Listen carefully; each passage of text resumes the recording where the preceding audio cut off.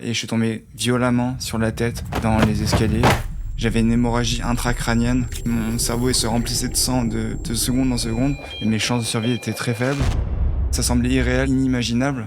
Éric Fradet était l'un des élèves les plus brillants d'HEC lorsqu'un accident lui causa un traumatisme crânien qui le plongea 1 mois dans le coma, suivi de 8 mois de paralysie totale. Le neurochirurgien a dit à ma mère, ma fille a le même âge, ils ont toute la vie devant eux et je vais l'opérer comme si c'était ma fille. Ça me bute ce que tu racontes. M'a retiré toute cette partie-là du crâne, qui a été remplacée ensuite par une prothèse crânienne en céramique et titane. Alors condamné à rester totalement handicapé, Éric a réussi à défier tous les pronostics et reprendre sa vie en main. Il fallait tout refaire, tout réapprendre, tout redécouvrir. Les médecins ont dit que jamais je remarcherais. Waouh. En juin 2024, je fais un semi-Ironman et ça avait un goût de revanche sur la vie. En 2024, il écrit un livre racontant cette renaissance miraculeuse. Si le lecteur retient ne serait-ce qu'un chapitre de mon livre et qu'il décide de l'appliquer, ce qui lui a permis de changer, d'adopter une attitude différente face à la vie, bah, j'aurais réussi, j'aurais changé la vie de quelqu'un. L'espoir, c'est ce qui m'a porté. L'aventure de Préface commence et j'ai une petite chose à vous demander. Juste en dessous de cette vidéo, vous avez une petite cloche, abonnement, subscribe. Si vous vous abonnez à notre chaîne YouTube, on devient visible. On a créé Préface pour avoir des conversations inspirantes. Et quelle conversation on vient d'avoir. Elle nous rappelle cette chose simple. On est à une décision de changer sa vie. Si vous êtes en quête d'un déclic, de renouveau ou d'un élan, et que vous êtes à 2 doigts d'écrire le prochain chapitre de votre vie, alors bienvenue dans Préface.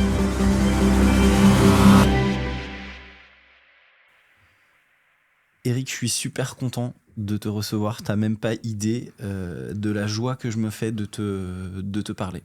Également.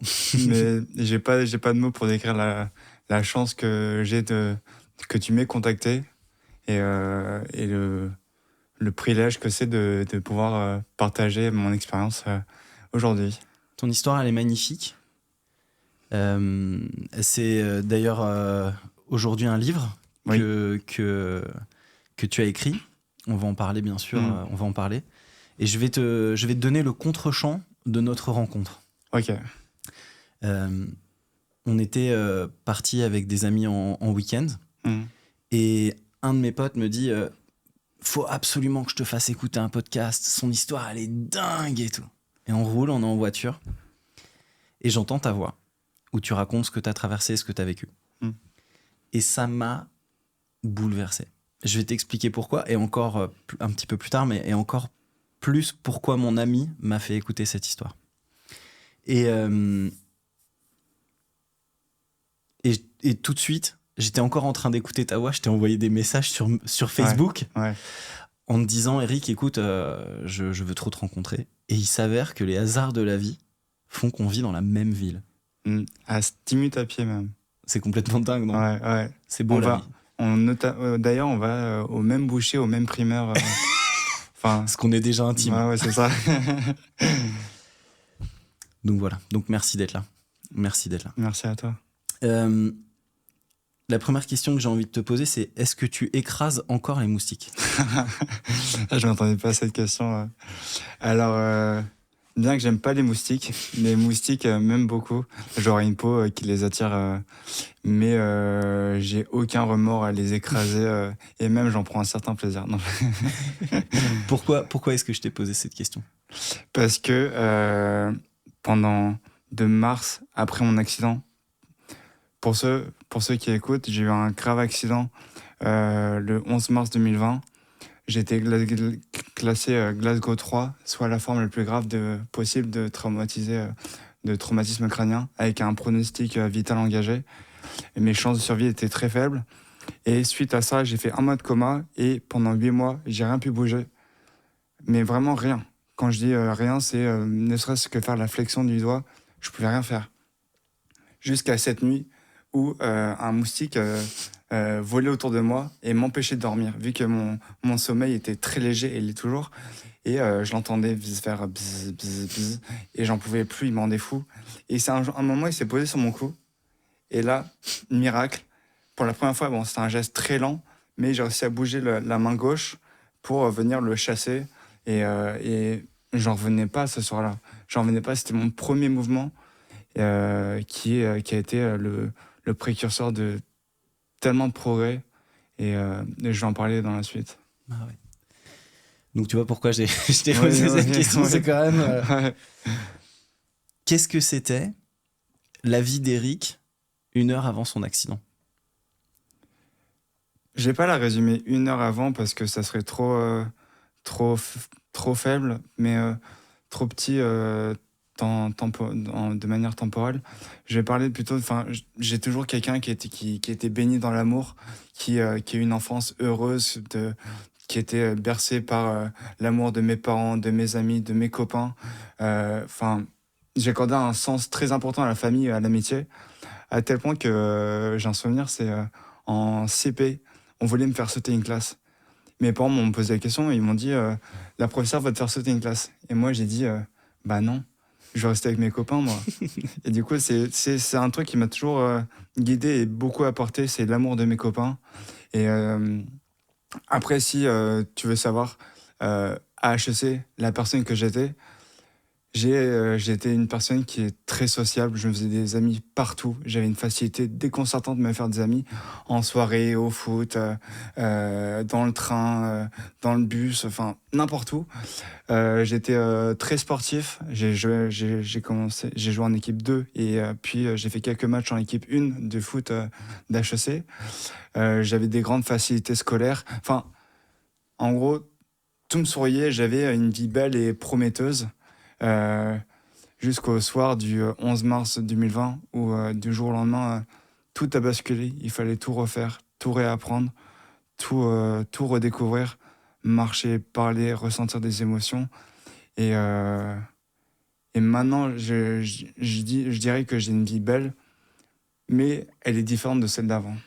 Qu'est-ce que c'était ta vie d'étudiant T'avais des facilités dans quelle matière T'as sauté des classes justement Non, Non, t'es resté avec tes non, potes? ouais, j'ai toujours voulu rester avec mes potes.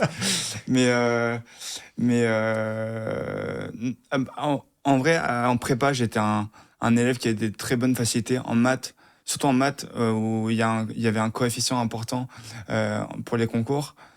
C'était inné. Enfin, il y avait des gens qui pouvaient bosser toute la journée. Moi, en 1 heure, j'avais compris. J'avais une facilité déconcertante. Après, en géopolitique, enfin, toutes les matières autres que les maths, j'ai pas mal travaillé, mais j'avais encore des facilités pour mémoriser. Et, euh, Suite à ça, j'ai passé les concours en avril 2019 ou en mai. Et suite à ça, les cours, c'était devenu plus une contrainte qu'autre chose dans ma vie, dans ma vie sociale. Enfin, je voulais vraiment m'éclater le plus possible et profiter de tous les instants que la vie pouvait m'offrir. Les matchs de foot, les soirées, et les copains, les moments. Enfin, je passais une vie merveilleuse. Enfin, j'avais une vie merveilleuse. Et qu'est-ce qui s'est passé ce 11 mars alors? Alors, cette période correspond à une période de néant pour moi, parce que j'ai aucun souvenir de 3 mois avant l'accident et quasiment l'année complète après. Du coup, mais on me l'a raconté. Et, euh, et j'avais participé à un entraînement foot intense. J'étais allé en soirée sans boire. Et j'avais un peu bu, mais pas tellement. Mais c'est juste que j'ai senti l'alcool monter. Et j'ai entrepris la descente des escaliers. Et j'ai dû rater une marche ou quoi. Et je suis tombé violemment sur la tête dans les escaliers. Euh, Suite à ça, l'escalier est en métal. J'avais une hémorragie intracrânienne, mais vraiment, mon cerveau était rempli de sang et se remplissait de sang de seconde en seconde. Et, on m'a amené les pompiers sont tous arrivés, on m'a emmené à Beaujon. Mes copains sont sortis de la soirée et m'ont vu emmené sur une civière. Ils n'ont pas compris. Dans les lettres qu'on m'a envoyées après mon accident, enfin, j'ai lu des phrases comme cette soirée, ça faisait partie des moments trop durs à encaisser. Ça semblait irréel, inimaginable. Et, euh, et pourtant, enfin, fallait que je me confronte à la réalité. Mon accident était arrivé. Et du coup, je suis arrivé à Beaujon. Et,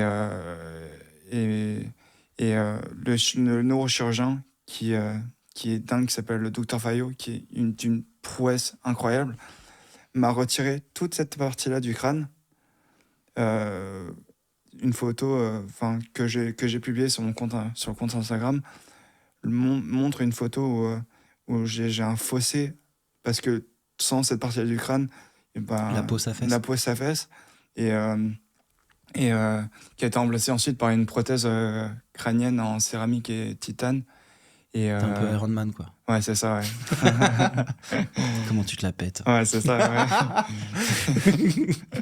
Excuse-moi. Et donc, Non, ce professeur, il décide de faire une intervention lourde, ouais, il t'enlève une partie du crâne. Il l'a dit à ma mère.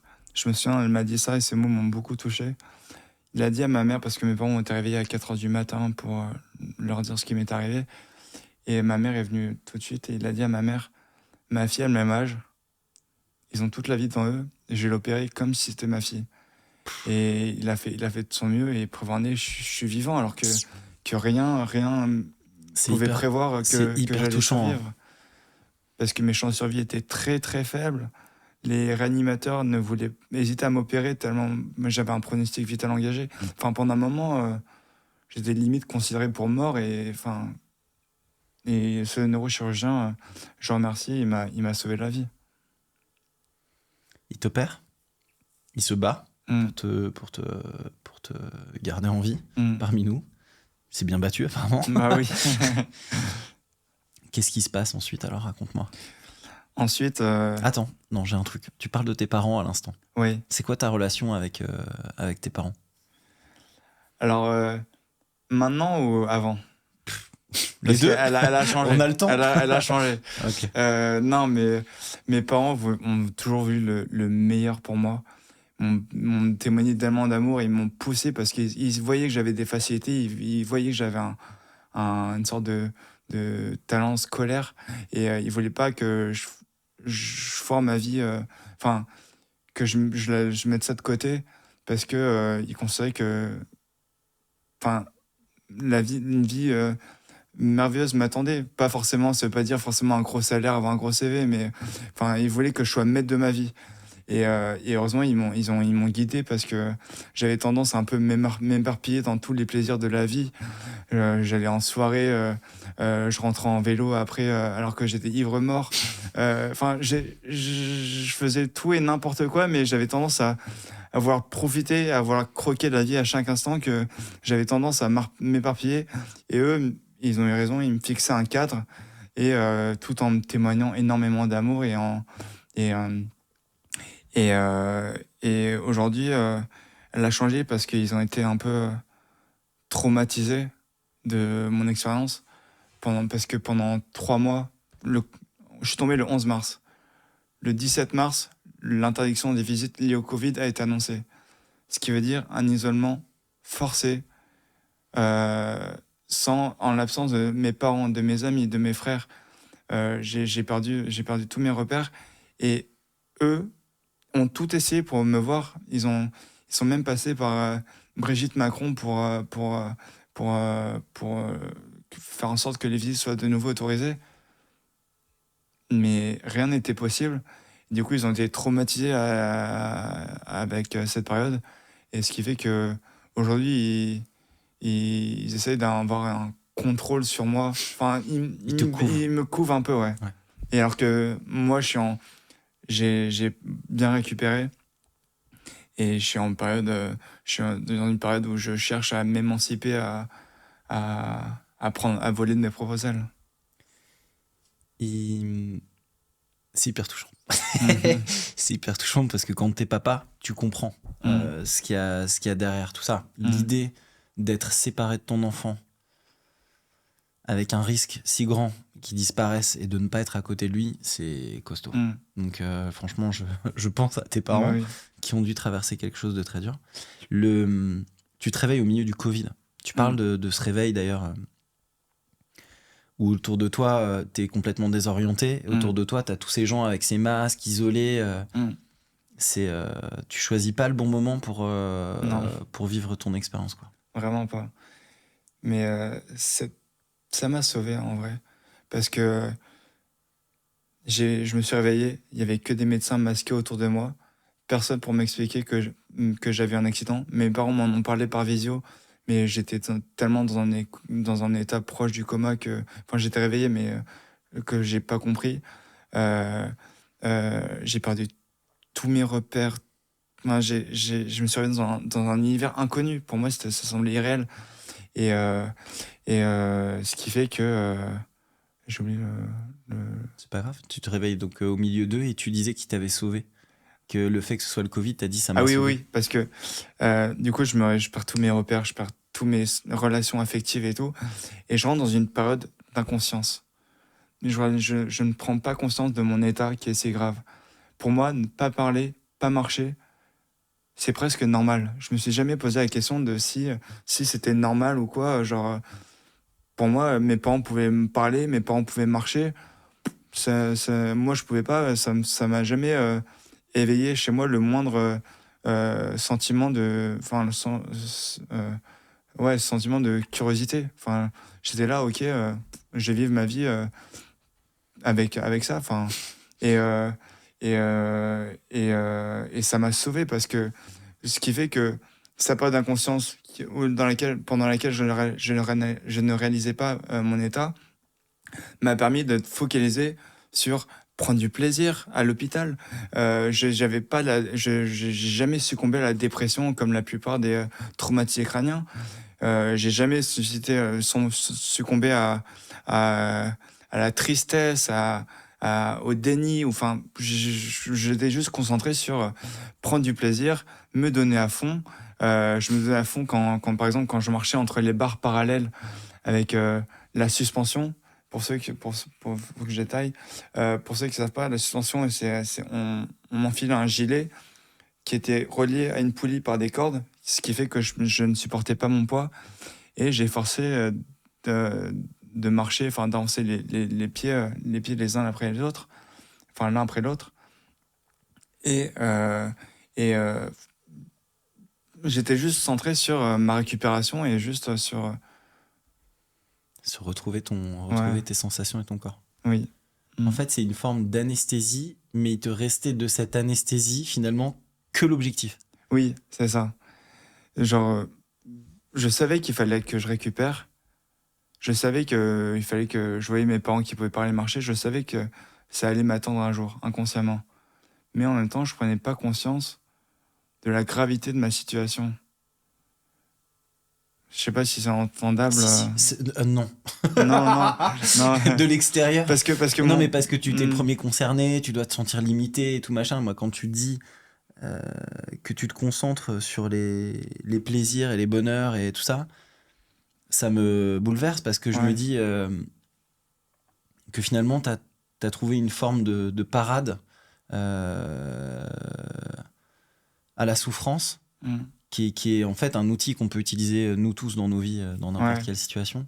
Ça s'appelle la résilience, c'est la résilience. C'est quoi le quotidien de votre famille ? Tu parles de tes frères et tout ça, gamin, vous avez... Alors mon quotidien, ça se résume à des moments de plaisir. Parce que mes parents ont toujours su choisir les bons babysitters. Et du coup, en vrai, ils veillaient toujours à ce qu'on travaille bien. Mais à chaque fois, il y avait des moments de plaisir. Je pense notamment à un jeu qu'on faisait avec l'un d'eux, qu'on a appelé l'épouvanteur. Il nous mettait dans la chambre, il éteignait toutes les lumières.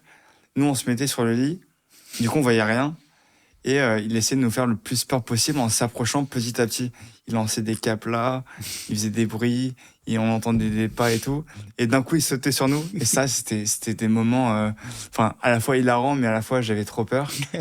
Les enfants aiment bien ça. Ouais, j'adore. Ah oui, tes enfants aussi. Ouais, parce ils que, adorent ça, se faire un peu peur, ce machin, c'est vraiment un truc genre waouh, et en même temps ils sont en sécurité complète. Oui, c'est ça. Donc il y a ce truc de complicité en fait qui est là-dedans. Et ta relation avec tes frères ? Et ma relation avec mes frères était très bonne. On me pose souvent la question si j'ai souffert de la relation, de la position d'être l'enfant du milieu, parce que j'ai un grand frère et un petit frère. Et moi, je leur dis, bah non, écoute, c'est la meilleure position possible. Je faisais des alliances, soit avec le petit, soit avec le grand, contre le petit ou contre le grand. Du coup, Géopolitique ouais, c'est ça, du naissante coup. déjà. Ouais. Mais quoique mon grand frère, on l'appelait le tyranno parce qu'il avait tendance à vouloir me manipuler ou manipuler mon petit frère pour nous monter les uns contre les autres et tout. Enfin, en vrai, j'ai une relation même avec mes cousins. On jouait à Pokémon, enfin Pokémon, mais on s'imaginait qu'on invoquait des Pokémon en Suède. Sur T'es les... suédois, ouais. Oui, d'origine. ouais, pardon, j'ai pas dit, je suis suédois. t'inquiète. Je suis suédois d'origine et du coup, tous les 3 ans, on allait en Suède et on jouait à Pokémon sur les rochers. On faisait Team Aqua, Go, j'invoque Pikachu, je sais pas quoi. Et en vrai, j'ai passé des moments merveilleux. Et, mais après, en dehors de ces moments merveilleux, comme je l'avais déjà dit, il y avait quand même une grande importance. La scolarité avait quand même une grande importance. Et je me souviens notamment de quand j'étais petit, quand mon père me faisait les devoirs le week-end, il avait tendance à me prendre le bras, à m'attendre que je donne la bonne réponse. Et au moment où je la donnais pas, mais pour rigoler et en jouer ensemble, il serrait de petit à petit le bras jusqu'à que j'ai trop mal et je dis ça, non mais papa c'est bon Steph. Ah la bon vache. Ouais. Non, j'ai eu vraiment une enfance merveilleuse. Ils sont aujourd'hui, quand tu parles de te couver et tout ça, parce qu'ils ont traversé, j'imagine, toute l'épreuve d'après, donc le moment où tu reprends petit à petit possession de tes moyens grâce à ce moustique. Merci moustique. Ouais. Raconte-moi à partir de ce moustique ce qui se passe exactement pour toi. Il s'est passé un truc que mon père avait appelé l'effet boule de neige. C'est que mon père attendait le premier progrès. Pour lui, le premier progrès serait déclencheur de plein d'autres progrès. Un progrès en déclenche un autre et ainsi de suite. Et ça n'a pas manqué parce que j'ai d'abord bougé pour écraser le moustique. 2 mois après, je prononçais mes premiers mots avec un truc qui s'appelle la valve phonatoire. Enfin, j'avais une trachéotomie au bout, on me fixait un embout spécial qui permettait d'émettre des sons. Et T'as dit quoi ? j'ai dit bonjour Sophie, c'est mon orthophoniste. Et la deuxième fois où j'ai pu parler, émettre des mots, enfin c'est pas parler parce que c'était presque inaudible ce que je disais, c'est voyant que j'avais émis mes premiers mots, mon orthophoniste a convié ma mère à venir m'écouter. Et là, je la voyais vraiment ne pas entendre son fils parler pendant 1 an, c'est inimaginable. Et on attend vraiment le moment de le voir émettre ces mots. Enfin, et j'ai vu presque les larmes aux yeux à attendre que je prononce mes mots. Et là, j'ai dit je t'aime maman. Mais pas de façon inaudible, tu vois, mais et là j'ai pas beaucoup de souvenirs de ce moment, mais je me souviens l'avoir vu s'effondrer sous le poids de l'émotion parce que et suite à ça, j'ai continué j'ai pris conscience que ma relation de ma situation, et je me suis dit, je peux pas rester jusqu'à la fin de mes jours un assisté. Je voulais gagner de l'autonomie, de l'indépendance. Et mes parents l'ont compris, du coup, ils ont tout fait pour m'accompagner. J'étais accompagné par 2 kinésithérapeutes, une orthophoniste, Marion. Les kinésithérapeutes, c'est Christophe et Ronan. Une prof de chant, un ostéopathe. Enfin, ils ont assemblé une équipe formidable pour me permettre de récupérer. Et ce qui fait que j'oublie pas aussi mon coach sportif, Renaud. Grâce à lui, j'ai tellement récupéré. Et suite à ça, ça va vous paraître mais hallucinant, parce en décembre 2020, je pouvais pas parler, je pouvais pas marcher, je venais d'écraser le moustique, mais d'un faible geste. En mars, je faisais mes premiers pas. En septembre 2021, soit 1 an et 6 mois après mon accident, je courais les 10 km du Bois de Boulogne. En mars 2022, je faisais le semi-marathon de Paris. En septembre 2023, j'ai fait le semi-marathon de Lyon en 1h33. et ma plus grande réussite, c'est d'avoir fait un semi-Ironman en 6h02 à Deauville en juin 2024. Du coup, c'est pour vous dire qu'il faut, bien que la médecine nous condamne, parce que on avait dit à mes parents que jamais je remarcherai, jamais je reparlerai. De même, on a dit, si au bout de 6 mois, rien ne se passe, c'est foutu, on peut plus y croire. Pendant 6 mois, j'ai rien pu bouger, mais mes parents y ont toujours cru. Je dis pas qu'il faut pas écouter la médecine, mais il faut nuancer ce qu'elle nous dit. Et ce qui compte, c'est que vous y croyez toujours que tout est possible, que avec de la volonté, de la force de se battre, le courage de faire face à l'adversité, de vouloir faire en sorte de faire évoluer la situation. Enfin, il y a des situations qui laissent peu de place à l'espoir, mais pour certaines situations, faut se battre. Mais pas seul. Parce que moi, j'étais accompagné par mes parents, mes amis, ma famille, mes frères. Et c'est grâce à eux que j'ai récupéré, c'est pour eux que j'ai récupéré. Parce qu'ils m'ont témoigné tellement d'amour que je me disais, je peux pas les faire souffrir. Enfin, j'ai pas envie qu'ils restent le restant de leur vie à traîner ce poids derrière moi. J'avais pas envie, j'avais pas envie de les faire souffrir plus, qu'ils ne l'avaient déjà été.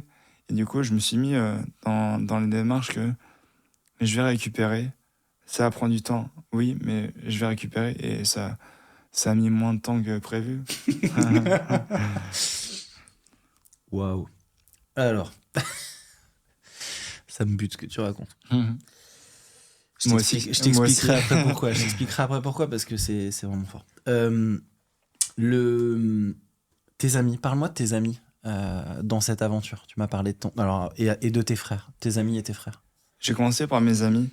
Mes amis ont eu un rôle hyper important pour ma prise de conscience de ma situation.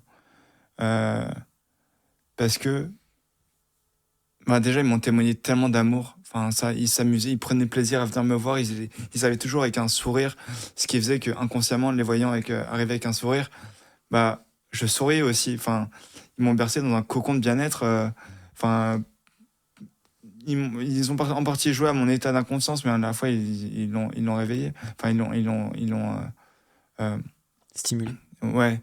Et je les voyais arriver avec un sourire et moi je souriais à mon tour. Je me me disais, ils sont tellement sympas, pourquoi je pourrais pas sourire, faire en sorte qu'ils passent un bon moment aussi malgré mon état.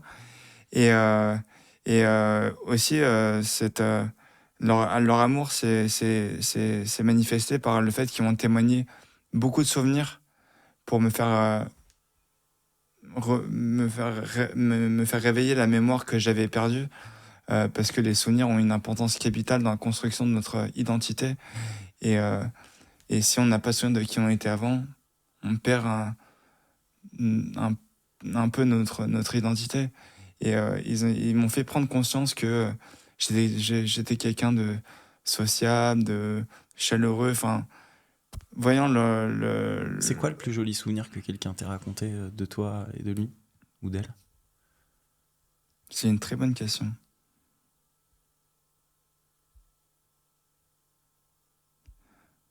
Il y en a sûrement d'autres, mais un me vient en tête. C'est Martin, mon capitaine de l'équipe 2 de foot d'HEC, qui m'a dit que on avait fait un match important.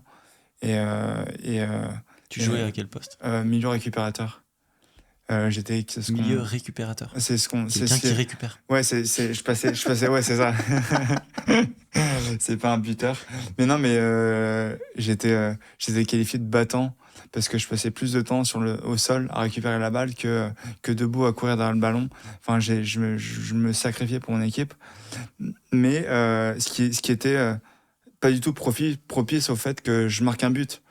Un des souvenirs forts que Martin m'a partagé, c'est que il y avait ce match et à la 88e minute, alors qu'on perdait 1-0, plus personne n'y croyait et tout. Et quelqu'un a dû faire un centre et je marque de la tête alors que j'étais milieu récupérateur, enfin pas du tout propice au fait de marquer un but. Et là vient la célébration et c'était un instant de joie. Vous avez gagné le match après? Non, on a fait match nul. C'est toujours mieux que perdre. L'histoire est belle, pas jusqu'au bout là. C'est toujours mieux que On a gagné perdre. le championnat. non, parce que mon accident c'était en mars 2020. Ouais, du coup, t'es pas allé au bout du je- championnat. Bah non, c'est Merde. sans moi l'équipe pouvait pas gagner. Hein. C'est ça. Ouais. Énorme. Et non, mais et surtout mes amis tenaient à me faire évoluer avec eux. Et ils me faisaient part de leur quotidien, de leurs relations amoureuses. Enfin, ils voulaient pas que je reste sur le banc de touche à attendre que la vie se passe et que je loupe le train, tu vois. Ils contribuaient vachement à me faire évoluer avec eux. Ils voulaient pas que je rate un train et Ils te racontaient leur vie, leur oui, c'est quotidien. Ouais. Ils te remettaient en fait dans une forme de normalité. C'est ça. Ils essayaient de te raccrocher Ouais. à ce qu'ils vivaient. Et surtout, ils me faisaient part aussi de leurs projets pour me dire, moi aussi, je peux y croire. Et il me disait, je pense à Caroline qui m'a dit, Caroline c'est une pote incroyable que j'ai, qui m'a dit, je disais que je partais à Noirmoutier pour te faire prendre conscience que, enfin j'y suis jamais allé et j'y suis encore toujours jamais allé. J'attends ton invitation, Caroline. Mais pour me faire prendre conscience que moi aussi j'avais le droit à ça, que moi aussi j'avais le droit j'avais le droit d'avoir des vacances, j'avais le droit enfin mon quotidien ne pouvait pas se résumer à juste être à l'hôpital, il y avait une vie en dehors. Et donc ça, c'est tes amis et tes frères dans ce quotidien? Mes frères, alors déjà, mon accident est pas arrivé au bon moment pour eux, parce que mon frère passait les ECN de médecine, c'est les concours qui permettent en 6e année, hyper important, qui permettent de choisir la spécialisation et la ville du choix. Et mon petit frère était en terminale et devait choisir son parcours pour la suite. Du coup, mon accident était pas arrivé au meilleur moment, mais ça ne les a pas empêchés de me témoigner tellement d'amour. Je pense au souvenir à Halloween 2020 où mon père me baladait au parc en fauteuil roulant, comme d'habitude, et j'entends soudain des cris terrifiants. Et là, je regarde mon père, il s'est positionné en plus devant mon fauteuil roulant, et il me poussait plus, et il faisait une mine un peu effrayée. Et moi, je me dis, qu'est-ce qui se passe et tout, un accident, c'est pas suffisant, qu'est-ce que j'ai encore mérité? Et là, je vois 2 visages ensanglantés, affreux, venir sur moi et courir vers moi et tout. Et moi, voyant que j'avais trop peur, mes frères ont retiré leur masque et ils étaient morts de hilars, rire, ils étaient morts de rire de me voir. Et C'est vraiment des trucs de frères. ouais, c'est ça. Et c'est pour dire que, enfin, ils tenaient pas compte de ma situation, comme mes amis, comme mes frères. Ils tenaient pas compte de ma situation. Ce qui comptait pour eux, c'est que je passe un bon moment Ils avec eux. étaient pas dans la pitié, c'est ça que tu veux dire? Non, c'est ça. Ils arrivaient pas tristes ou quoi. Ils arrivaient avec un sourire et ils étaient contents de me voir. Et peut-être qu'au fond, peut-être qu'ils savaient que j'allais un jour récupérer. Et ce qui fait que, voyant un sourire, j'étais obligé d'en donner, d'y croire que tout est possible. On a discuté juste avant tous les deux et tu m'as dit un truc qui m'a beaucoup touché. Tu m'as dit est-ce qu'on avait parlé de déjeuner ensemble et finalement le planning s'est pas calé comme ça, et donc je t'ai donné un bout de sandwich, Ah oui. et tu m'as fait c'est parce que je t'avais promis un très bon déjeuner où j'allais cuisiner et tout, que j'ai pas eu d'ailleurs. Je t'ai vendu du rêve. Mais et tu m'as dit mais je m'en fous moi en fait, il me va très bien ce sandwich. Et tu m'as parlé de la bouffe Ma relation à la bouffe à la nourriture a totalement changé. Parce que je dis pas qu'avant j'étais exigeant. Enfin, un plat de pâtes au pesto, au rosso, ça m'allait très bien. C'était d'ailleurs mon plat principal pendant que j'étais étudiant parce que c'est un plat le plus rapide à faire. Mais aujourd'hui, je prends du plaisir, mais vraiment du plaisir à manger n'importe quoi. Pour vous donner un exemple, quand j'étais à l'hôpital, j'avais droit à du mouliné, c'est du poulet réduit à l'état de bouillie avec de la purée de pommes de terre. Une entrée, c'était des lentilles ou je sais pas quoi. C'était pas bon du tout. Mes parents ont essayé de goûter, ils ont failli vomir. Moi, j'étais là, je mangeais, et même pas je mangeais, je kiffais vraiment ce que je mangeais. Genre, j'adorais. J'étais en extase. Et le meilleur repas dans mes souvenirs, ça a été un week-end, je suis revenu à la maison après que j'ai pu manger parce que, à cause de la trachéotomie, j'ai pas pu manger pendant 1 an, ni boire. D'ailleurs, j'étais nourri par sonde gastrique. Ma mère elle m'avait fait un burger, mais j'ai jamais vu ça. Mais c'était tellement bon. J'en revenais pas. Je savourais chacune des bouchées que je prenais. C'était la sauce, les tomates. Je me réappropriais des sensations que j'avais si longtemps mis de côté. Sentir la texture d'un aliment sur la bouche, sentir son goût, peu importe le goût. C'était juste une sensation que j'avais oubliée, que je reprenais beaucoup de plaisir à manger. Comme quoi la vie est faite de plaisir simple et gratuit. On peut se satisfaire de très peu. Il suffit pas, gratuit, ça veut dire que ça dépend pas de notre revenu, de nos revenus. Ça dépend juste de savoir se satisfaire de plaisir gratuit et infime. Par exemple, ce matin, j'ai pris le train de Valence pour revenir à Paris, et sur la route, il y avait un lever de soleil, mais magnifique. Il y avait un ciel rose. Je sais pas si tu vois un peu les levers de soleil avec des nuages, le soleil rose. Au cinéma, on appelle ça la magic hour. C'est l'heure qu'on vient chercher pour tourner des séquences intimes, cette espèce de douceur de la lumière qui est pas encore sortie, avec les rayons qui...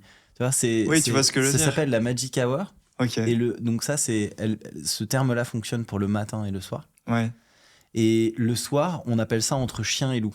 Ah ouais? Ouais, c'est des expressions de cinéma. Okay. On dit on va tourner ça entre chien et loup. Pour moi, le soir, c'est la golden hour. Aussi, ça marche aussi. Mais la golden hour, c'est quand t'as encore le soleil dedans. Tu sais, le moment où le soleil va quitter l'horizon. Oui.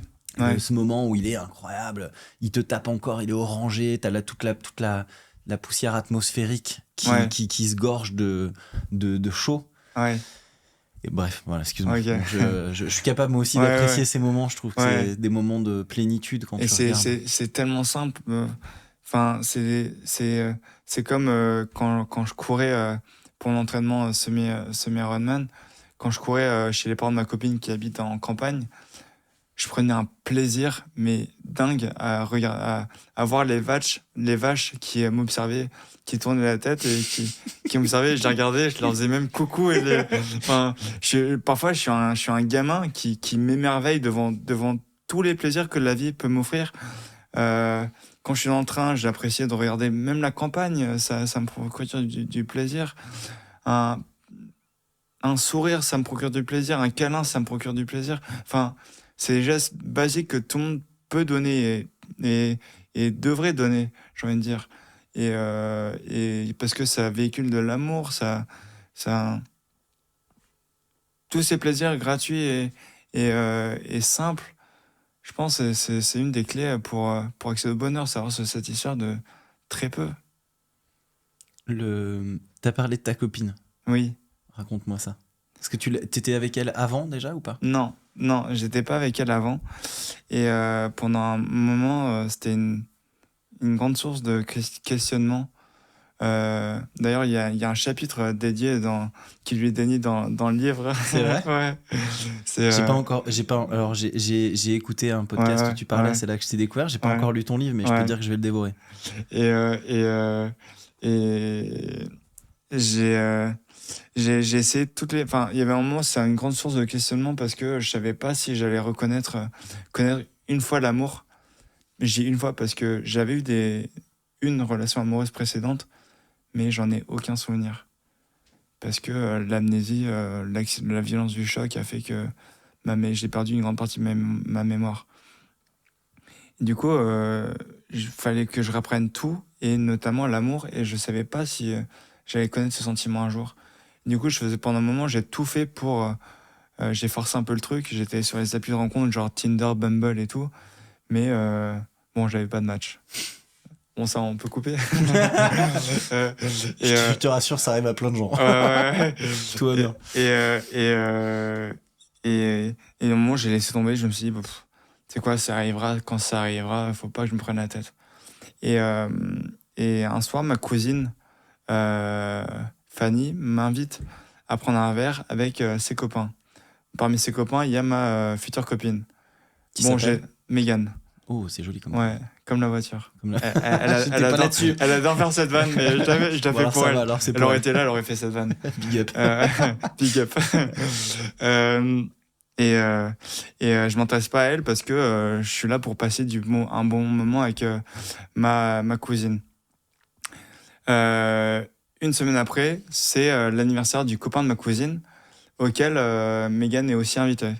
Et je me fiche un peu d'elle parce que... Enfin, on discute pas mal, et je me fiche un peu d'elle parce que j'apprends qu'elle boit pas d'alcool, et pour moi, boire pas d'alcool, c'est pas savoir s'amuser. Bon, j'en bois pas. Mais pour quelqu'un qui a pas eu d'accident, c'était un peu... c'était surprenant. Et du coup, j'aime bien la charrier par rapport à ça. Et je la vois comme une amie en devenir. On se voit 3 à 4 fois. Après, on dîne ensemble un soir, et je suis tellement à l'aise. Enfin, je la vois vraiment comme une amie en devenir, que je lui parle du fait qu'on me sondait à l'hôpital et des suppos qu'on me mettait pour faire vous savez quoi. Et enfin, je me pose cette question. Pour moi, c'est une peur de devenir, et je suis prêt à me confier sur mon intimité. Et sur le chemin du retour après ce restaurant, je ressens une émotion dingue, mais hyper forte. Comme si... qui m'attirait vers elle, ou comme si j'avais le déclic que ça y est, j'ai trouvé la personne qu'il me faut. Et en la raccompagnant au métro, je lui ai dit je vais faire un truc, j'espère que tu m'en voudras pas. Et elle a compris, enfin, j'espère.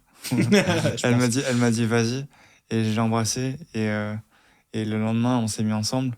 Et je me souviens, j'ai déposé le métro, et quand le métro, elle est montée dans le métro, et quand le métro partait, j'éprouvais déjà de la tristesse à l'avoir me quitté. Du coup, c'est pour ça elle habite en ce moment à Valence, et c'est pour ça en France, et c'est pour ça qu'on a comme projet d'habiter à Paris ensemble. Qu'est-ce qu'elle fait dans sa vie ? Elle est greffière. Elle est greffière ? Ouais. Waouh. Les villes lui font un peu peur.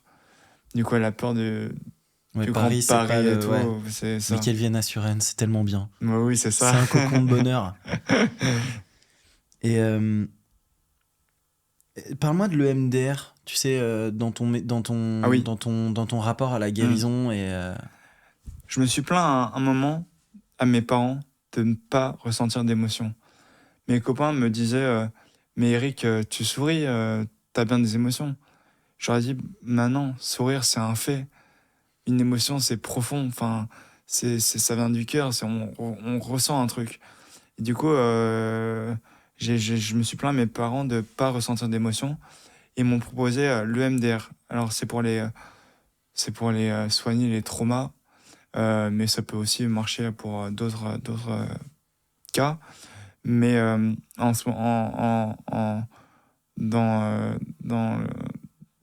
moi, je la voyais parce que j'avais vécu un trauma. Et elle me faisait regarder une boule de lumière qui allait lentement mais horizontalement. Quand je la regardais, la psychologue me disait imagine-toi un souvenir où tu as été profondément heureux. Et je m'imaginais toujours le même souvenir quand j'étais jeune. J'avais fait un summer camp aux États-Unis. On avait fait une randonnée de 4 jours. On avait gravi 4 sommets. Et le premier soir, au haut du sommet, il y avait un magnifique coucher de soleil, mes copains riaient. Enfin, il y avait une ambiance qui dégageait vraiment de la joie de vivre. Et là, je me souviens de m'être senti profondément heureux. Et du coup, je m'imaginais toujours ce même moment. Et au fur et à mesure, ça a duré entre 7 et 8 mois. J'envoyais une fois par semaine. Mes émotions sont revenues à tel point qu'aujourd'hui, je suis profondément sensible, que ce soit au bonheur ou même aux histoires d'amour. Genre, j'ai pleuré 3 fois en lisant un livre. Qui pleure en lisant un livre? Ah ouais? Moi, je chiale, moi. Moi, je chiale en racontant des histoires à mes enfants. Ah ouais? Parce que t'as un père. Non, je sais pas, c'est juste qu'en fait, j'aime bien l'histoire qui est derrière me bouleverse déjà alors que je suis en train de le raconter, mais tu sais, il y a une espèce de décalage. T'es vachement émotionnel. Je vais raconter E.T. Ma femme se fout souvent de ma gueule parce qu'elle reprend souvent cette histoire où je raconte E.T. à ma fille et je suis en train de pleurer, en train de lui raconter l'histoire d'E.T. mais ma fille, elle a pas vu encore E.T., tu vois. Elle se dit mais c'est quoi E.T. quoi. Mais bon, c'est des moi, mon métier de réalisateur aussi, tu sais, je me projette dans des choses, dans des images, dans des moments, enfin, tout ce que tu racontes, je suis pendu à tes mots. Moi, c'est un film qui défile dans ma tête. Je vois tout, je vois les couleurs, je vois les... je me projette totalement.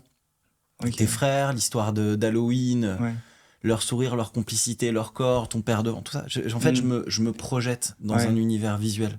J'interromps un tout petit instant cet épisode. Si vous aimez ce que vous êtes en train de regarder ou d'écouter, il y a quelque chose que vous pouvez faire qui peut tout changer pour nous. C'est simplement de vous abonner. Juste en dessous de cette petite fenêtre, vous verrez, il y a une petite cloche.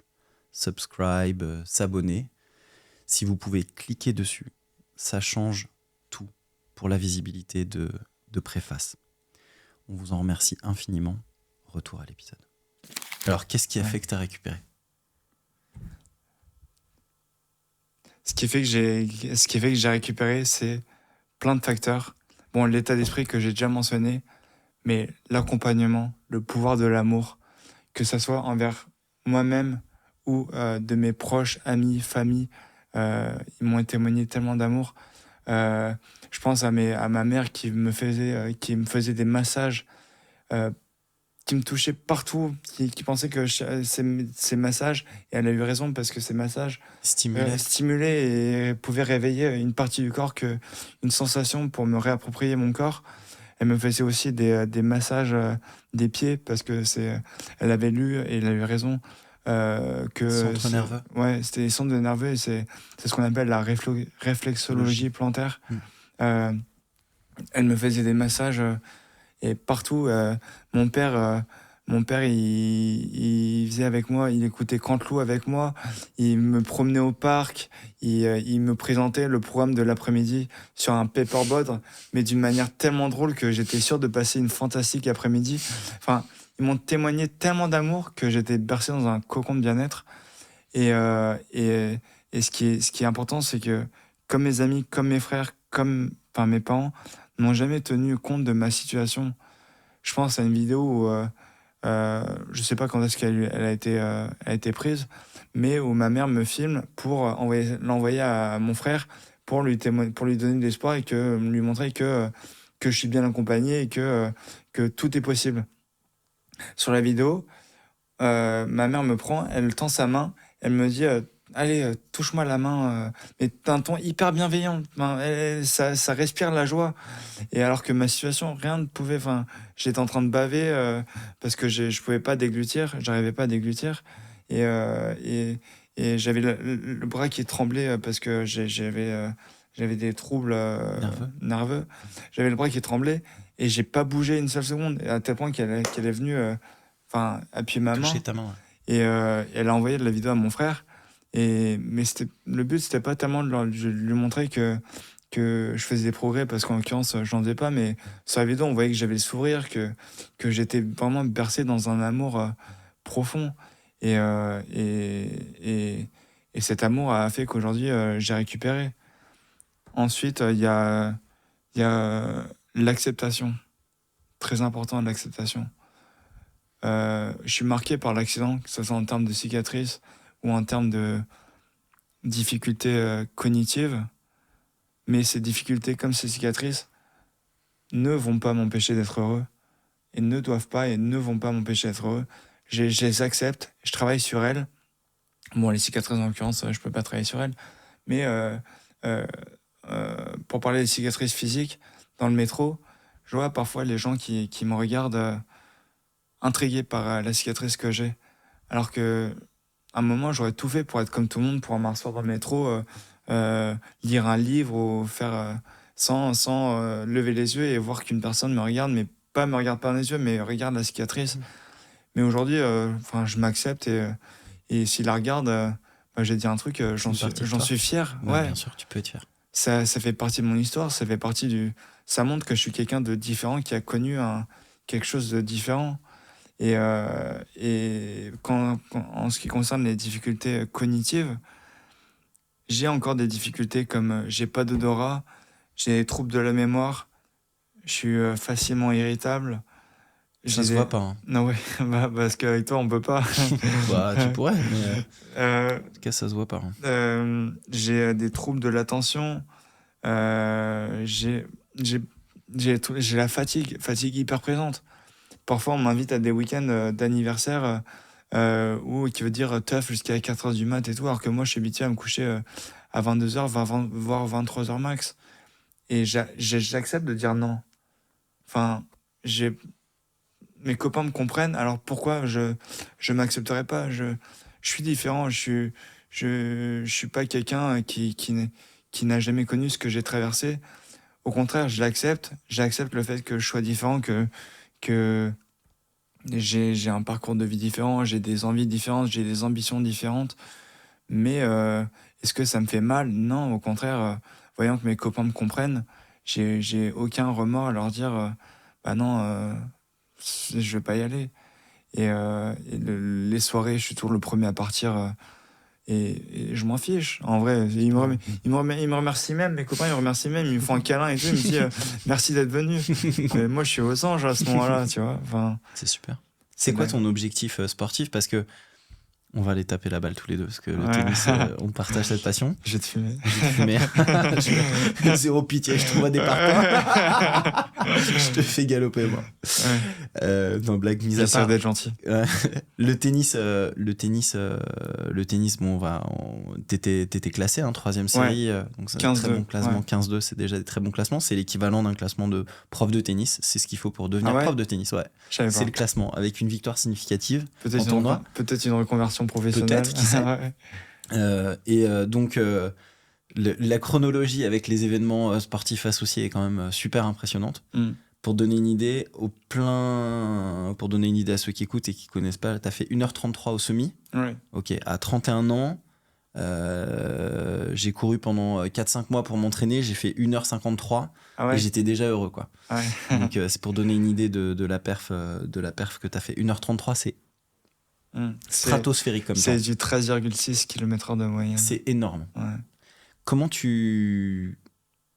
Est-ce que cette forme de plaisir, de bonheur, de gratitude dans ce que tu fais, est-ce que cette énergie, en fait, elle se transforme en énergie physique? Tu parles d'être fatigué le soir à 23h et en même temps, d'un autre côté, tu cours le semi à 14 km/h. Il y a un paradoxe, en fait. C'est quoi la question? La question, c'est est-ce que tu trouves une force en toi qui t'amène à te dépasser de cette manière-là? Est-ce que c'est un truc qui vient de manière innée? Est-ce que tu te conditionnes à ça? Pour moi, je pense que je lis maintenant plaisir et dépassement.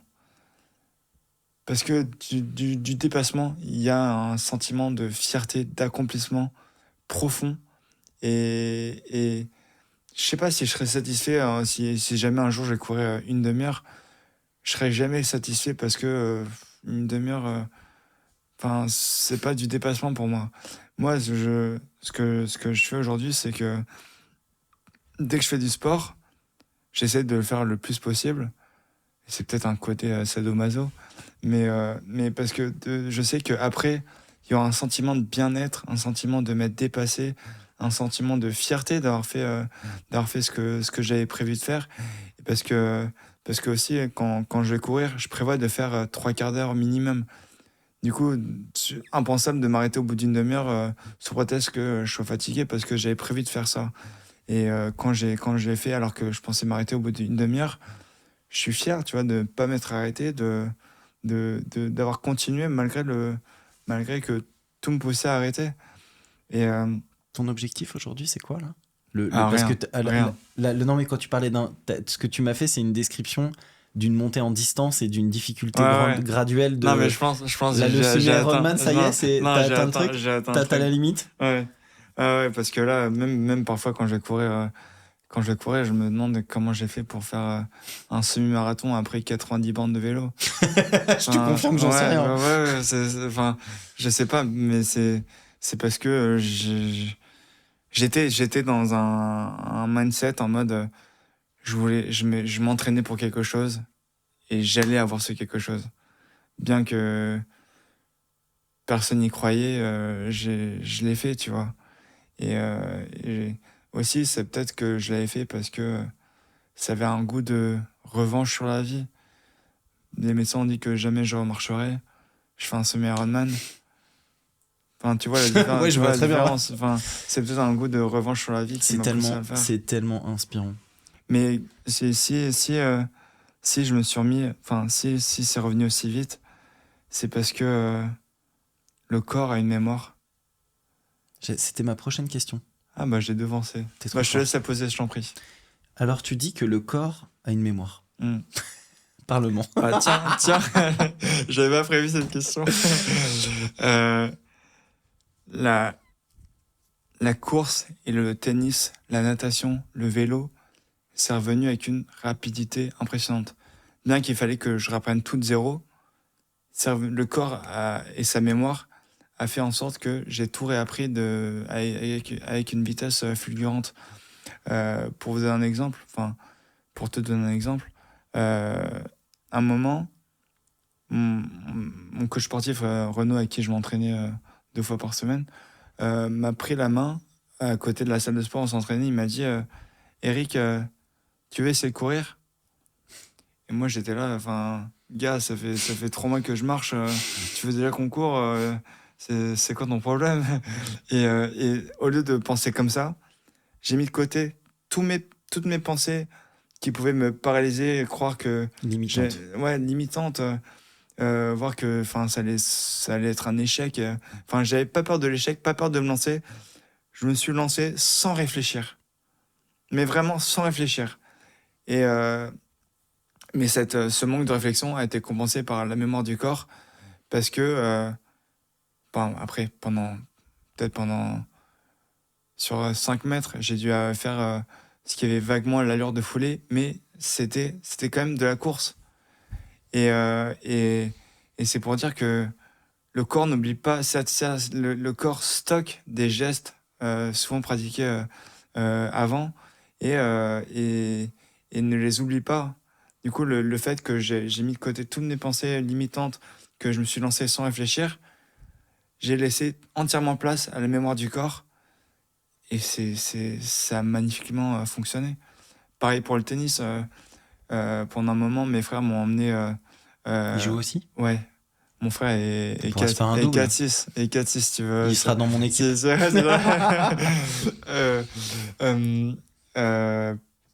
Au tennis, quand j'étais encore en fauteuil roulant, mes frères m'ont emmené au club de tennis qu'on a à côté à Suresnes.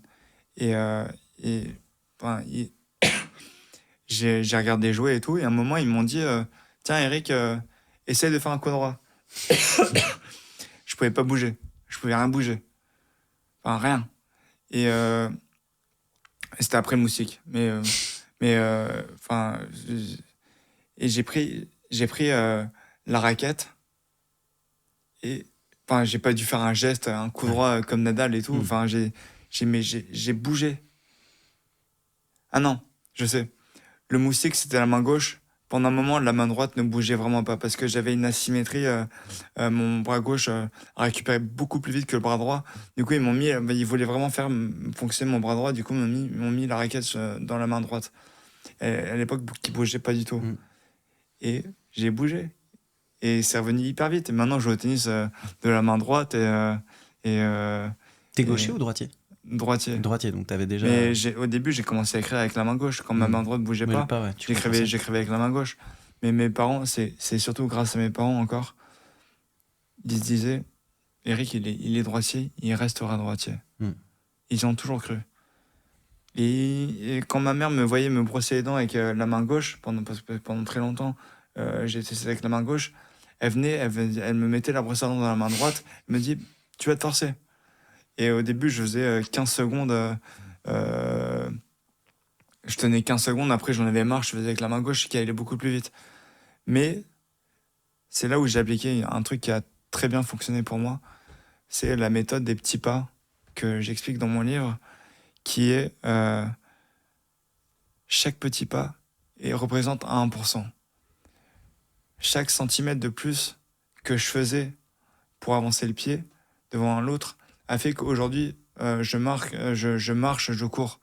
Enfin, si je n'avais pas prêté attention à ces 1% de plus que je devais faire toutes les semaines, j'aurais peut-être été déçu par la lenteur à laquelle ça allait, mais j'observais ces 1% de plus et je me réjouissais de ces 1% de plus. Ces 1% sont devenus en un mois 2 cm de plus. 2 mois, 4 cm de plus. Maintenant, qui fait qu'aujourd'hui, je marche au cours. J'ai appliqué la même stratégie avec le fait de déglutir, parce que pendant un moment, j'en étais incapable. Et même passer 1 heure sans baver, c'était une victoire, ouais. Et chaque minute de plus où je tenais sans baver, ce qui demandait une concentration énorme pour pas baver et essayer de déglutir, était représenté à 1%. Et 1% de plus chaque jour font qu'en 100 jours, ça fait 1%. Je suis bon en maths. C'est le principe des intérêts cumulés. Oui, c'est ça. En fait, c'est l'effet cumulé.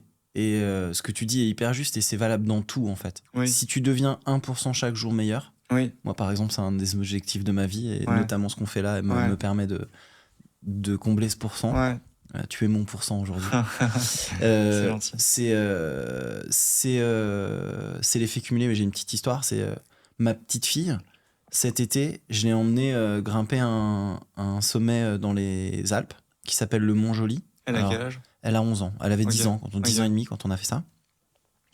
C'est 1100 mètres de dénivelé positif. Donc c'est quand même un gros morceau. Ouais, quand même.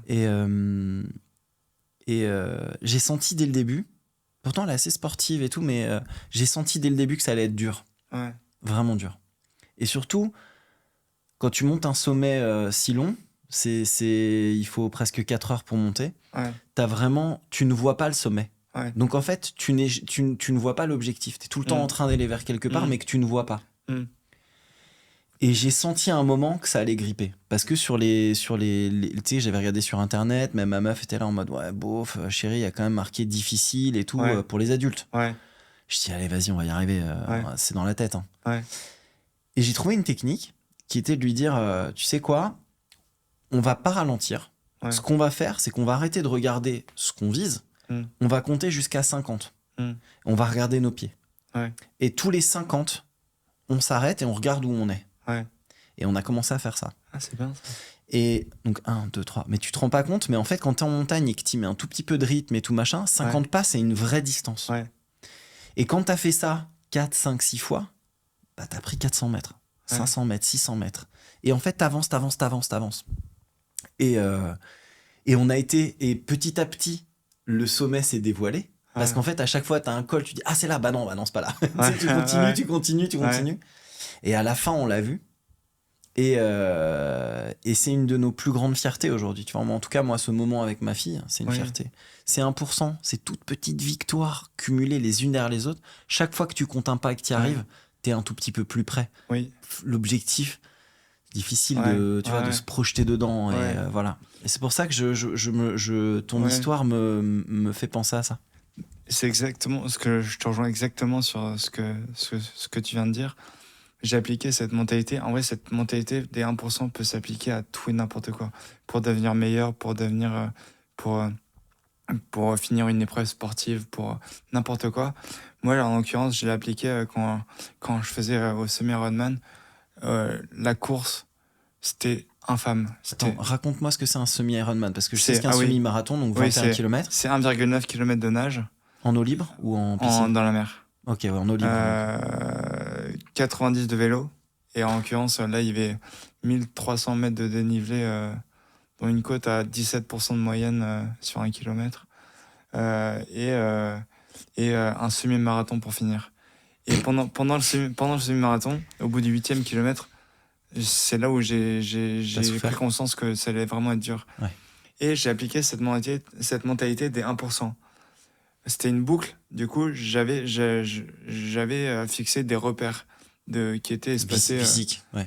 Genre un restaurant, un lampadaire, un tournant. Et je me suis dit, Eric, tu vas continuer de courir jusqu'au prochain repère. Une fois que je passais le restaurant, je me disais, tu vas continuer de courir jusqu'au prochain lampadaire. Et ensuite, et ainsi de suite. Du coup, je me suis mis dans une... C'était pas des repères espacés de 5 km non plus, mais c'était des petits repères qui faisaient que chaque fois que je l'ai dépassé, je me rapprochais un peu plus de la fin. Et ce qui fait que je l'ai fini avec un bon temps en plus. Combien t'as fait?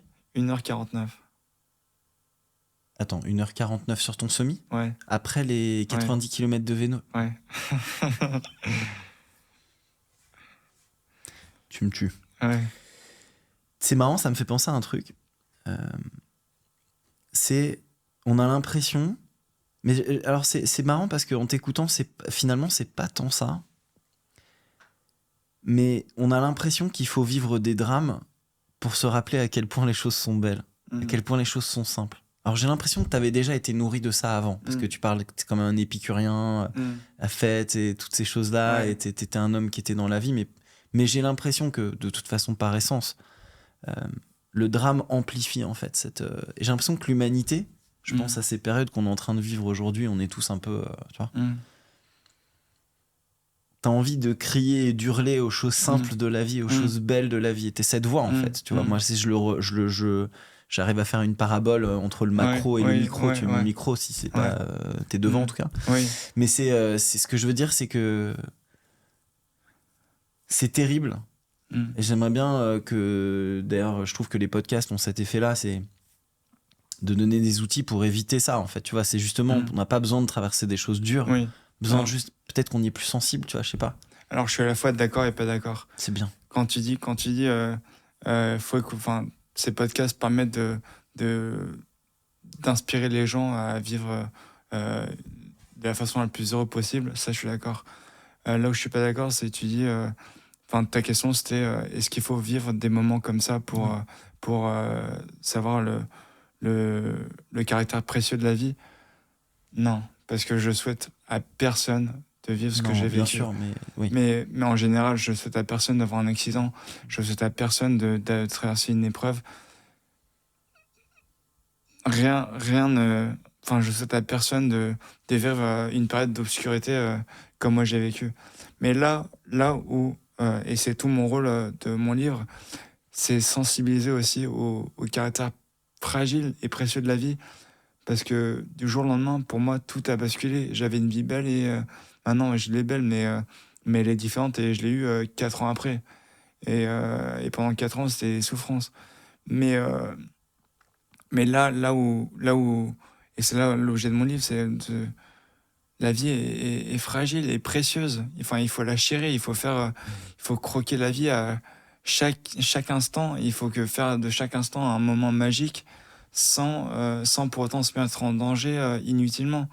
Et je pousse, du coup, ceux qui nous écoutent à aller s'enrichir de témoignages comme le mien, à écouter des podcasts. Je conseille les 2 podcasts, Les Rescapés et Métamorphose. Ouais, très bien. Qui sont axés sur le développement personnel et qui nous aident tous les jours à être meilleurs. Je pense notamment au podcast sur la loi d'attraction qui dit par Sylvie Ligier, je crois, qui dit que tu attires ce que tu penses. Oui. Pense positif, tu vas attirer vers toi le positif. J'y crois à mort, moi, personnellement. C'est un truc, bah oui, moi aussi, mais c'est un truc incroyable l'effet que ça a sur c'est un truc que j'applique, et c'est un truc que j'applique, et je pense aujourd'hui, l'accident, oui, ça a des vertus, mais si j'avais pas accompagné l'accident d'enrichissement, de lecture, comme je recommande le livre de Maud Ankawa, Respire et Kilomètre Zéro, qui sont des livres sur le développement personnel. Ma femme en a parlé, elle les a dévorés. Et ils sont incroyables. Dans Respire, et c'est là tout un point sur la personne que j'ai envie d'être, et je suis en train de le devenir. C'est il y a un passage qui dit, quand on fait face à une épreuve de la vie, il y a 3 types de personnes. Il y a la première qui se laisse démoraliser, qui se dit oh, putain, pourquoi j'ai mérité ça, c'est pas possible et tout. Il y a la deuxième qui se dit ok, c'est arrivé, bon, on va pas tout en faire tout un drame, je peux continuer à vivre avec. Et il y a la troisième qui se dit bon, c'est arrivé, mais c'est un cadeau du ciel. Je sais pas quand, je sais pas comment, mais tout ça, ça va se transformer en quelque chose de merveilleux. Et j'applique ça parce que je considère que mon accident, c'était quelque chose d'assez dramatique.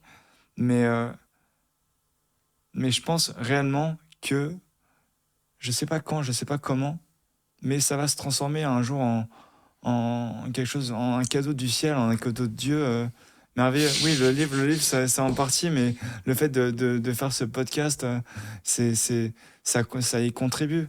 Mais je suis encore aux prémices de mon, c'est ce qui est maintenant, je considère un devoir de partage, de témoigner sur le caractère fragile de la vie, sur le fait de toujours y croire, sur le fait de toujours y croire. Tu sais comment on traduit ça en anglais? Always believe it. J'ai fait mon premier court-métrage s'appelle Believe, je l'ai fait quand j'ai perdu mon papa. Ah ouais? C'est exactement ça. Donc ça, je peux te dire que je ressens chaque nuance de chacun de tes mots. Ouais. On peut tout transformer. C'est ça. Tout transformer. Et c'est pas parce que le pire, ça serait de se dire il nous arrivait ça et on peut pas changer. Enfin, il faut toujours chercher à tirer des leçons de ce qui arrivait. Je pense notamment à un accident de voiture que j'ai eu. Bon, et c'est pas grave. J'essaie de me garer, mais vu que je suis une quiche en créneau, j'ai pas réussi. À un moment, pour placer la voiture, j'ai fait une marche avant, et c'était au moment où une voiture essayait de me dépasser. Du coup, je suis rentré dans la voiture. Et bon, j'ai dû payer cher, mais le propos n'est pas là. Le propos est plutôt que de me dire c'est quand même embêtant, j'ai flingué une voiture. Enfin, j'ai essayé de tirer des leçons positives de ça. Je me suis dit, ok, il arrive ça, pourquoi?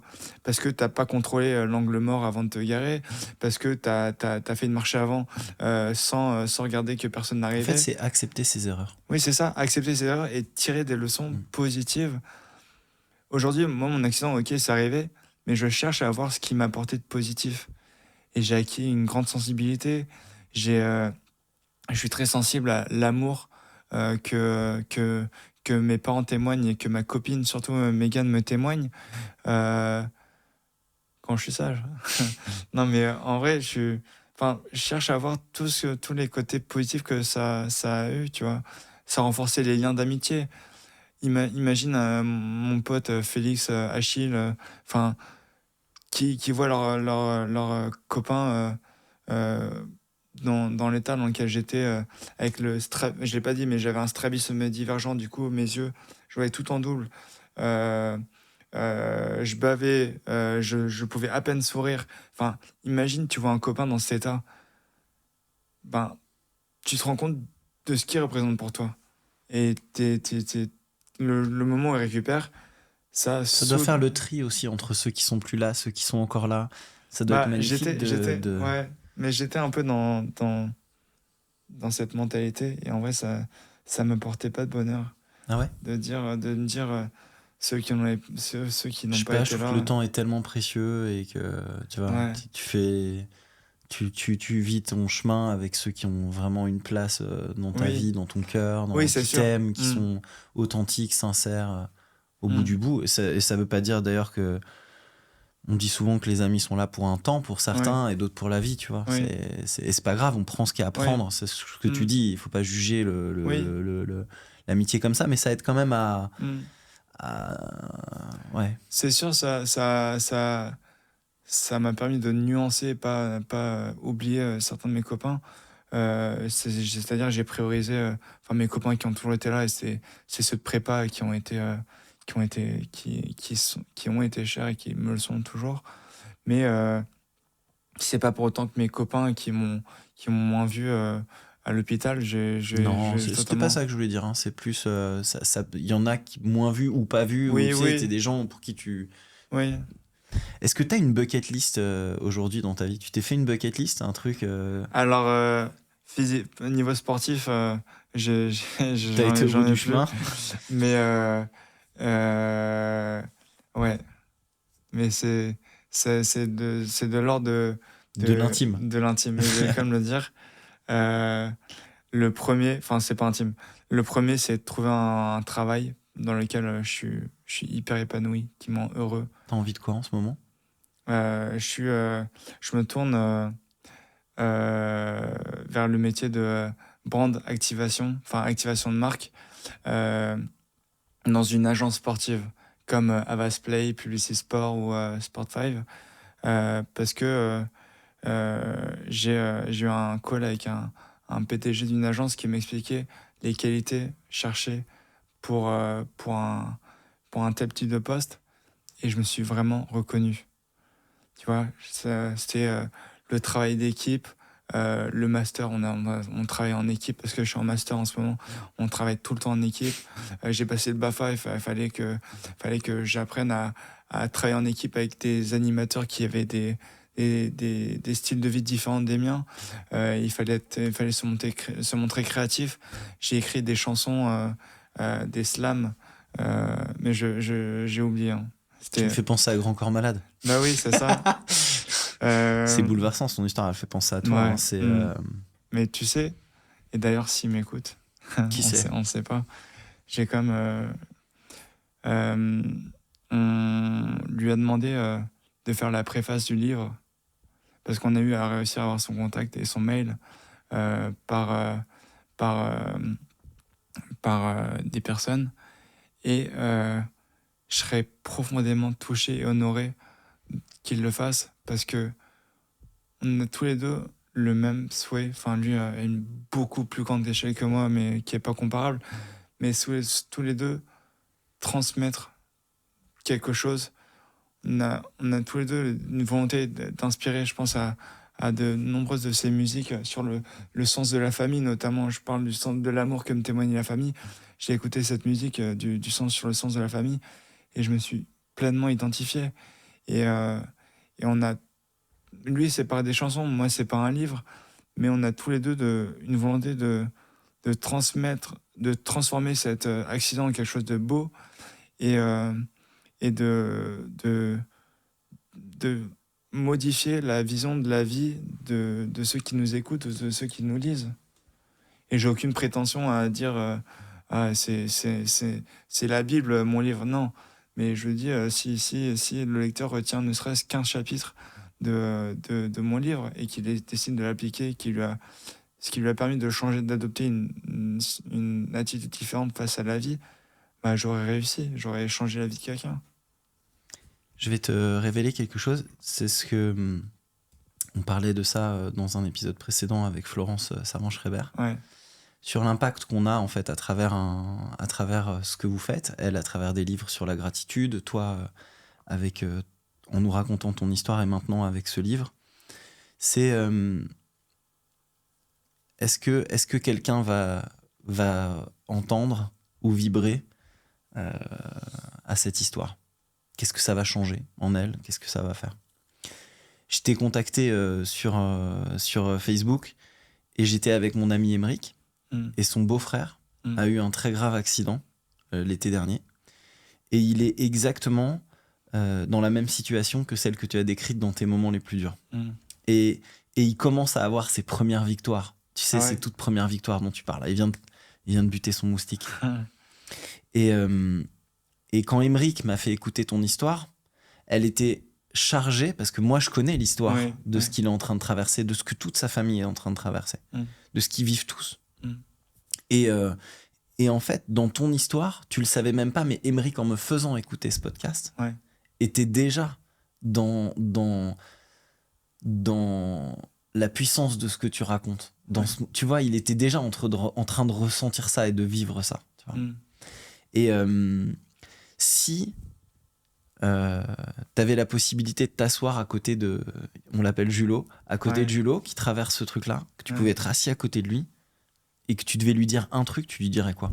Parce que on va lui faire écouter. On va lui transmettre ça. Tu lui dirais quoi? Déjà, je lui ferai un grand sourire pour déjà qu'il prenne conscience que sa situation, ça change pas la considération que j'ai pour lui et qu'il n'en fasse pas tout un drame parce que qu'on soit bien ou mal, un sourire ça fait toujours du bien et ça réchauffe le cœur. Et ensuite, il y a tellement de mots que je pourrais lui dire, mais le plus simple, ça serait toujours espoir.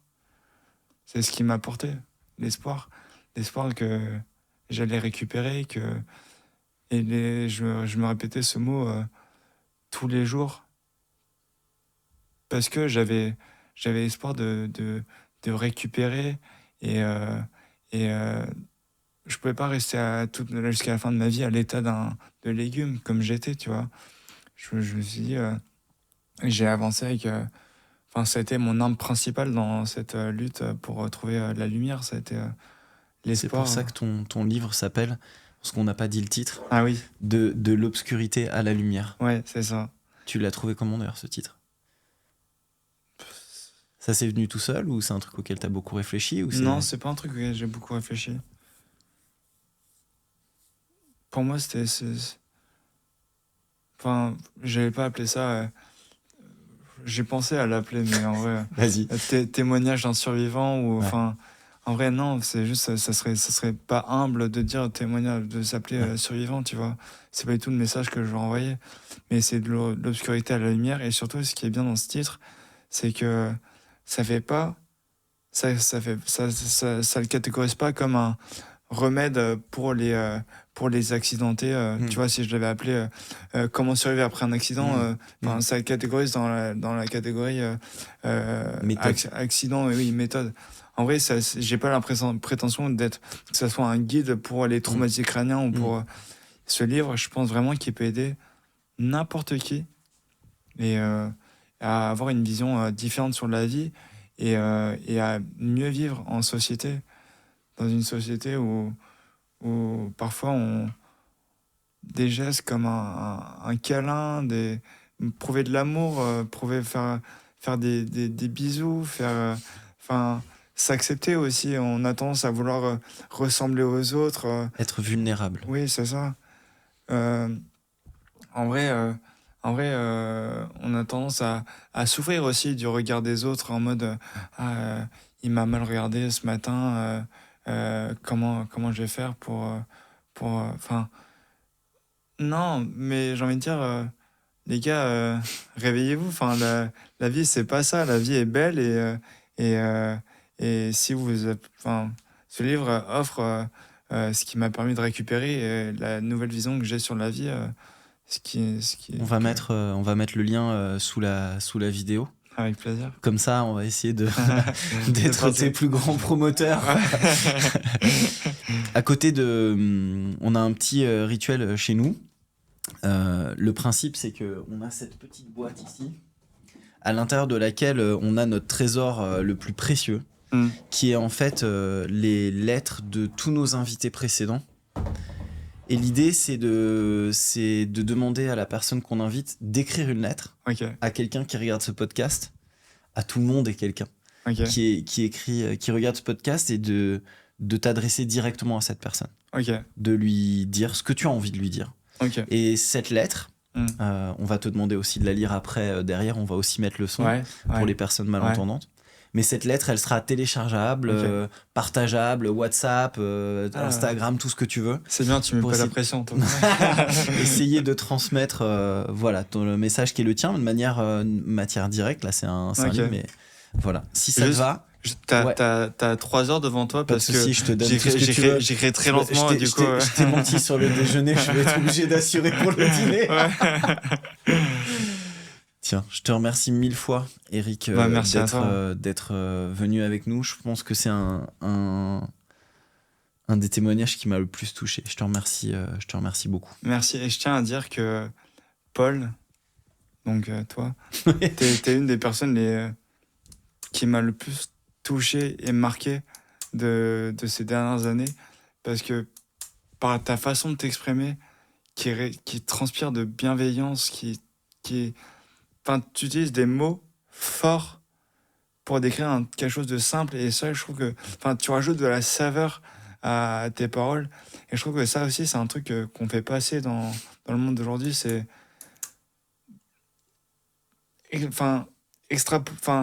employer des mots forts pour décrire quelque chose de simple, pour montrer qu'on kiffe vraiment.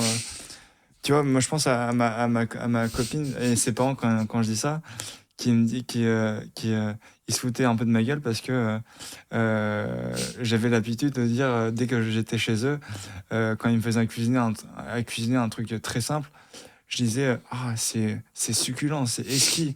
Enfin, tu vois, en vrai ça l'était vraiment, mais c'est juste, il se foutait de ma gueule parce qu'il dit ça va Eric, on t'a juste préparé un steak frites, tu vas pas en faire et juste je trouve que ça rajoute de la saveur, et toi t'en rajoutes dans tes paroles. C'est mon pourquoi maintenant. Depuis la vie, elle cogne, et quand elle cogne, ton regard échange sur plein de choses. Tu grandis, t'apprends, et c'est le but de ce podcast. J'ai envie de grandir, j'ai envie d'apprendre, j'ai envie de... On dit que la meilleure façon d'avancer, c'est pas de travailler sur ce qu'on fait mal, mais d'améliorer ce qu'on fait de bien. Et j'aime bien cette idée. Voilà. Merci à toi. Merci à toi. Le lendemain de l'enregistrement de l'épisode avec Eric, il est venu dîner à la maison, et ça a été l'occasion pour Elodie, la femme de Julot, et son fils Raphaël, de le rencontrer.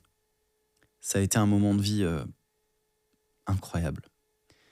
Eric, il représente la possibilité de s'en sortir. Et la relation qu'ils ont créée ensemble depuis est magnifique. Je ne pensais pas que, avant même que ce podcast puisse sortir, on vivrait ce genre d'histoire et de moments précieux. Et je crois que c'est ça qu'on a envie de faire ici. Et on vous remercie de nous suivre, de nous regarder. Et on va continuer à faire de notre mieux pour vous offrir des moments comme celui-ci, un peu de grâce dans ce monde un petit peu fou. À bientôt sur Préface.